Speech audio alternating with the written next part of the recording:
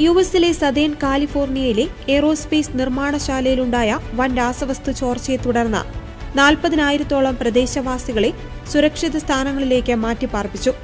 Garden grove നഗരത്തിലുള്ള GKN aerospace ഫാക്ടറിയിലെ കൂറ്റൻ സംഭരണിയിൽ നിന്നാണ് അതീവ അപകടകാരിയായ രാസവസ്തു ചോർന്നത്. ടാങ്ക് ഏതു സമയത്തും പൊട്ടിത്തെറിച്ചേക്കാമെന്ന മുന്നറിയിപ്പിനെ തുടർന്ന് പ്രദേശത്തെ സ്കൂളുകൾ അടയ്ക്കുകയും ജാഗ്രതാ നിർദ്ദേശം പുറപ്പെടുവിക്കുകയും ചെയ്തിട്ടുണ്ട്. ഇന്നലെയാണ് ഫാക്ടറിയിലെ 34,000 ഗാലൻ ശേഷിയുള്ള ടാങ്കുകളിലൊന്നിൽ അമിതമായി ചൂട് അനുഭവപ്പെടുകയും മീഥൈൽ മെഥാക്രിലേറ്റ് എന്ന രാസവസ്തു വാതകരൂപത്തിൽ അന്തരീക്ഷത്തിലേക്ക് പുറന്തള്ളുവാൻ തുടങ്ങുകയും ചെയ്തത്.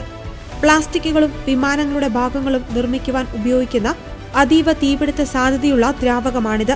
തുടർന്ന് ടാങ്കിന്റെ വാൽവിന് കേടുപാടുകൾ സംഭവിച്ചതോടെ സ്ഥിതിഗതികൾ കൂടുതൽ സങ്കീർണമായി. ടാങ്കിന്റെ താപനില നിയന്ത്രിക്കുവാൻ ഫയർഫോഴ്സ് അത്യാധുനിക യന്ത്രങ്ങൾ ഉപയോഗിച്ച് തുടർച്ചയായി വെള്ളം പമ്പ് ചെയ്യുന്നുണ്ടെങ്കിലും അപകട സാധ്യത